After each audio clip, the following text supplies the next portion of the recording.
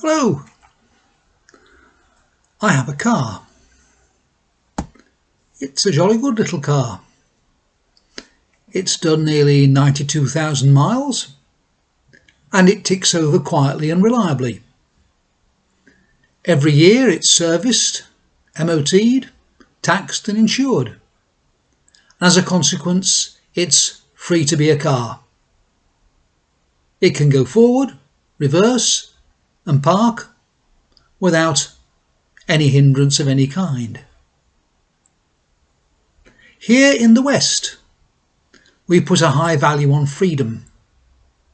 We think of ourselves as being part of the free world. And if we feel our style's being cramped, we complain, it's a free country.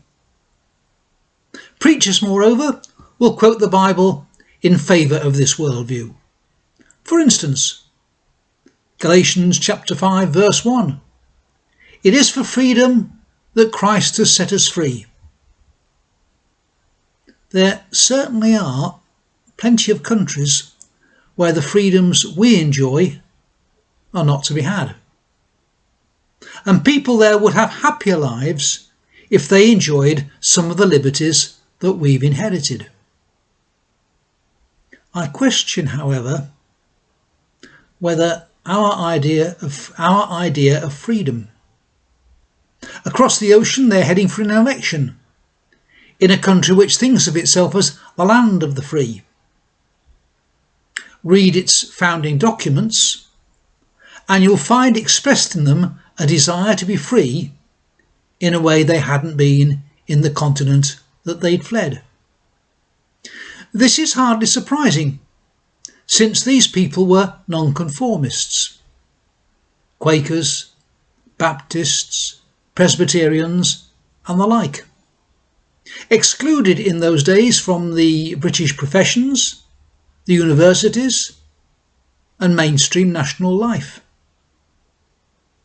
They were people who wanted the benefits of society enjoyed by anyone in those days who would sign up to being C of E, and who, above all, wanted to be free to worship God and practice Christianity in the way that they thought right and proper.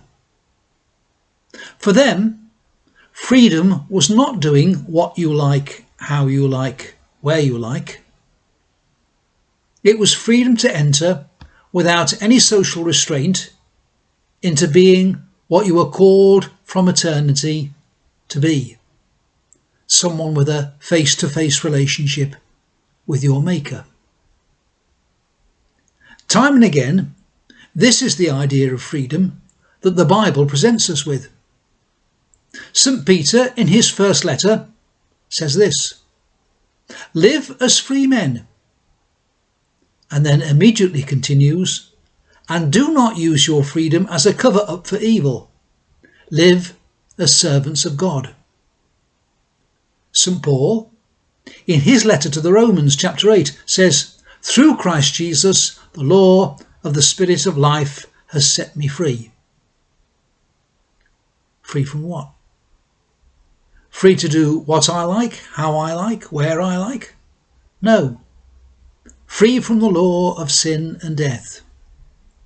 To be free, to the Bible writers and the early Americans, was to be free from your own selfishness and vanity. This week, we have seen the first citizen of the land of the free walking and driving around without a face mask, giving and receiving COVID-19 to anyone who come close enough to him to catch it. It's not to be feared, he assures us, as he stood, visibly shaking and short of breath, on the White House balcony. Could COVID be a blessing in disguise? A beneficial dispensation allowed by God?